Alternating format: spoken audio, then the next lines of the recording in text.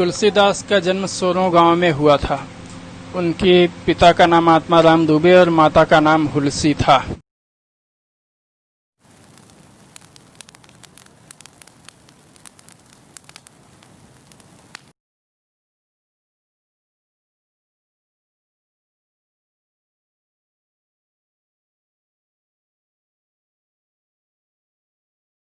जन्म के समय ही मां का और उसके कुछ दिनों के बाद ही पिता की भी मृत्यु हो गई। इसके बाद इनका लालन पालन दासी चुनिया ने किया, लेकिन कुछ ही दिनों के बाद वह भी सांप के डसने से मृत्यु को प्राप्त हो गई। इसके बाद बालक अनाथों की तरह भटकता हुआ गांव के बाहर मंदिर में जा पहुंचा, जहां उसकी भेंट बाबा नरहरि दास से हुई। बाबा नरहरि दास बालक को अपनी कुटिया में ले गए और उसे राम की कथा सुनाने लगे, जिससे बालक बड़े मनोयोग से सुनने लगा। बाबा ने बालक का नाम राम बोला रख दिया। कुछ समय बाद बाबा राम बोला को उच्च शिक्षा के लिए बनारस में अपने आचार्य शेष सनातन के पास ले गए। वहां पर राम बोला ने कई वर्षों तक परिश्रम करके वेद, पुराण और समस्त संस्कृत साहित्य का अध्ययन किया और उसमें पारंगत हो गए। शिक्षा प्राप्ति के बाद राम बोला अब आचार्य की आज्ञा से अपने गांव सोरो लौट आए और वहां पर राम की कथा कहने लगे। इससे उनकी ख्याति चारों तरफ फैल गई और लोग उन्हें तुलसीदास के नाम से पुकारने लगे। फिर कुछ दिनों के बाद बद्री गांव के दीनबंधु पाठक की सुंदरी पुत्री रत्नावली से उनका विवाह हो गया। तुलसीदास रत्नावली से अत्यधिक प्रेम करते थे और उसके बिना थोड़ी ही देर में अधीर हो जाते थे। एक दिन उनकी अनुपस्थिति में रत्नावली के मायके से बुलावा आया तो उसने तुलसीदास की सूचना के लिए एक पत्र लिखकर रख दिया कि मैं आवश्यक कार्य से मायके जा रही हूं और कुछ ही दिनों में लौट आऊंगी।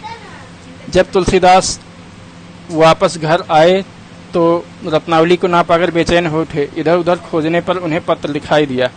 पत्र पढ़कर वे अत्यधिक परेशान हो गए और उसी समय अपने ससुराल के लिए निकल पड़े। आंधी तूफान भरे मौसम में नदी पर जा पहुंचे। उस समय नदी पूरे उफान पर थी और बहुत तेजी से आंधी तूफान आया हुआ था। कोई नौका पार करने के लिए न मिलने के कारण वो नदी के किनारे धीरे धीरे चलते हुए टहलने लगे। तभी एक लाश बहती हुई जा रही थी, जिसे भ्रमवश नौका समझकर उसी पर सवार हो गए और उसी की मदद से नदी पार कर गए। फिर उसी आंधी तूफान में चलते हुए वे अपने ससुराल जा पहुंचे। आधी रात का समय बीत चुका था और लोग गहरी निद्रा में सो रहे थे। सबको सोता हुआ देख हुए घर के पीछे बाड़े जा पहुंचे और अनुमान से रत्नावली के कमरे के नीचे खड़े हो गए। तभी उन्हें ऊपर से एक रस्सी जैसा लटकता हुआ महसूस हुआ। दरअसल वह एक सांप लटक रहा था, जिसे भ्रमवश उन्होंने रस्सी समझ लिया और उसी को पकड़कर लटक कर खिड़की के सहारे रत्नावली के कमरे में दाखिल हो गए। उस हालत में उन्हें आया देखकर रत्नावली को अत्यधिक ग्लानि हुई और उसने क्रोधवश उनको डांटा और कहा, अगर जितना प्रेम तुम्हें मुझसे मेरे इस हाड़ मांस के शरीर से है, उसका आधा भी अगर भगवान राम से होता तो तुम इस संसार के बंधन से मुक्त हो गए होते। यह सुनकर तुलसीदास को अत्यधिक ग्लानि हुई। उनके मुंह से शब्द नहीं फूटे, कुछ बोलते नहीं बना और वो जिस तरह से आए थे उसी रास्ते से तत्काल वापस लौट लिए। इसके बाद वह प्रयागराज पहुंचे और अवधी भाषा में राम कथा का गान करने लगे। गोस्वामी तुलसीदास ने भगवान श्री राम के जीवन वृत्तांत पर कालजयी महाकाव्य श्री रामचरितमानस की रचना की। यह अकबर का शासनकाल था और हिंदू समाज में बड़े विघटन की ओर अग्रसर था। हिंदू राजा हार मानकर अकबर की अधीनता स्वीकार कर चुके थे और पूरा हिंदू समाज मनोमालिन्य से पीड़ित था। हिंदू राजा महाराजा अकबर की अधीनता स्वीकार करके उसके अधीनस्थ राजकाज कर रहे थे। ऐसे समय में तुलसीदास जी ने इस ग्रंथ की रचना करके हिंदू धर्म को पुनर्जीवित कर दिया। उस समय तक राम कथा पर बहुत से कवियों ने विभिन्न भाषाओं में काव्य रचनाएं की थी। इनमें आदि कवि गुरु महर्षि वाल्मीकि द्वारा विरचित रामायण प्रमुख है। रामायण इन सब राम कथाओं के बीच में, नक्षत्रों के बीच में चंद्रमा की तरह सुशोभित हो रहा था। वाल्मीकि विरचित रामायण के आगे समस्त अन्य कवियों की राम कथाएं तारिकाओं के समान टिमटिमा रही थी। इसी समय गोस्वामी तुलसीदास ने रामचरितमानस की रचना की और रामचरितमानस राम कथा के आकाश में सूर्य की तरह उदित हुआ और इसके आगे पूर्व प्रचलित समस्त राम कथाएं फीकी पड़ गईं। आजकल तो आम जनमानस में रामायण का नाम लेने पर लोग गोस्वामी तुलसीदास को ही उसका रचनाकार मानते हैं। गोस्वामी जी ने विशेष समाधि की अवस्था में भगवान शिव की प्रेरणा से लोक भाषा जन सामान्य की भाषा अवधि में श्री राम कथा की रचना की, जिससे यह अत्यधिक प्रभावी बन पड़ी है। गोस्वामी जी ने श्री राम कथा की रचना इतने सुंदर और लालित्यपूर्ण ढंग से की है कि वह भगवान राम के जीवन और व्यक्तित्व की तरह ही अमृतमयी बन पड़ी है और इसके पाठ करने से तत्काल ही चमत्कारी परिणाम प्राप्त होते हैं। अगर कोई बहुत जप तप और नियम व्रत आदि का पालन कर रहा हो और उसमें अपने मन की दुर्बलता के कारण बार बार असफल हो रहा हो, तो उसे नियमित रूप से श्री रामचरितमानस का श्रद्धापूर्वक पाठ करना चाहिए और इसके पाठ करना शुरू करते ही चमत्कारिक परिणाम प्राप्त होते हैं और उन तमाम जप साधनाओं के फल मनुष्य को बहुत आसानी से बिना किसी अतिरिक्त प्रयास के प्राप्त हो जाते हैं। भगवान राम भारतीय धर्म और दर्शन के प्रामाणिक आधार हैं और वे धर्म के जीवंत रूप हैं। आम भारतीय आज भी भगवान राम को अयोध्या का राजा, अयोध्या को देश की राजधानी और अपने आप को उनकी प्रजा मानते हैं। इस देश में बहुत से प्रज्ञा पुरुष और अवतार हुए हैं, लेकिन भगवान राम उन सब में अनूठे हैं। गौतम बुद्ध, महावीर, कृष्ण और अन्य अवतार हुए हैं और लोगों ने बहुत से लोगों को तारा है, लेकिन उन सब ने सचेष्ट प्रयास से तारा है। सबको विधियां बताई हैं जिन पे लोगों को चलना पड़ा है या उनका अभ्यास करना पड़ा है और इस तरह से बहुत लोगों को तारा है। लेकिन भगवान राम ने बिना किसी प्रयास के ही लोगों को तार दिया।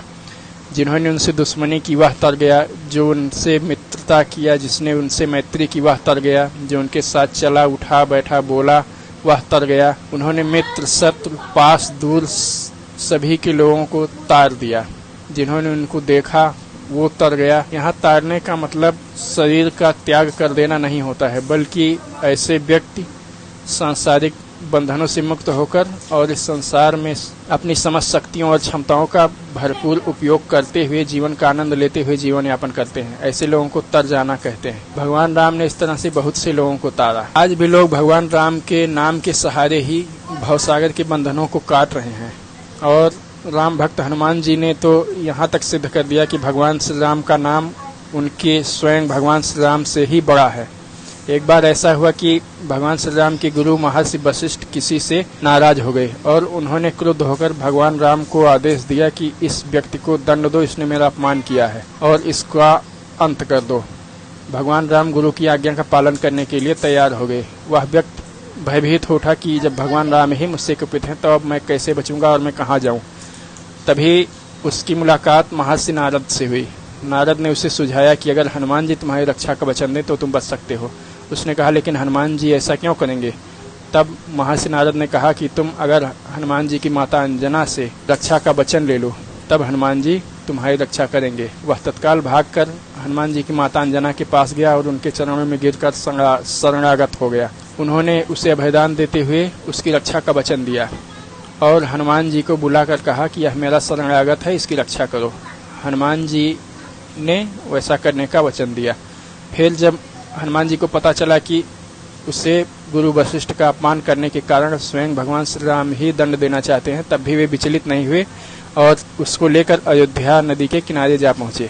भगवान राम उसको खोजते हुए वहाँ पहुँचे और उसे दंड देने के लिए उद्यत हो गए। अब लोगों की भीड़ जमा हो गई। लोग कहने लगे देखें क्या हनुमान जी अपनी माता की आज्ञा का पालन करने के लिए अपने आराध्य प्रभु श्री राम से युद्ध करेंगे। लेकिन हनुमान जी को समस्त गुणों, सिद्धियों, बल, बुद्धि, विद्या और निधियों का भंडार ऐसे ही नहीं कहा जाता है। वे शरणागत को अपने पीछे करके स्वयं उसके आगे खड़े हो गए और भगवान श्री राम का प्रहार रोकने के लिए उद्यत हो गए। भगवान श्री राम ने जब बाण छोड़ा तो हनुमान जी ने जय श्री राम का उद्घोष करके उसे प्रणाम किया और आश्चर्य, वह बाण असफल होकर लुप्त हो गया। इसके बाद भगवान ने अनेक अमोघ अस्त्रों का प्रहार किया, लेकिन आश्चर्य, हनुमान जी जय श्री राम का जय घोष करके उसको नमस्कार करते और वह बाण लुप्त होकर गायब हो जाता। यह देखकर प्रजा राम भक्त हनुमान की जय, भगवान राम की जय, जय श्री राम आदि के नारे लगाने लगी और वातावरण भगवान राम के जय घोष से गूंज उठा। यह देखकर महर्षि वशिष्ठ अत्यधिक प्रसन्न हुए और उन्होंने भगवान राम से उसे माफ कर देने को कहा, क्योंकि उन्होंने उसे क्षमा कर दिया था।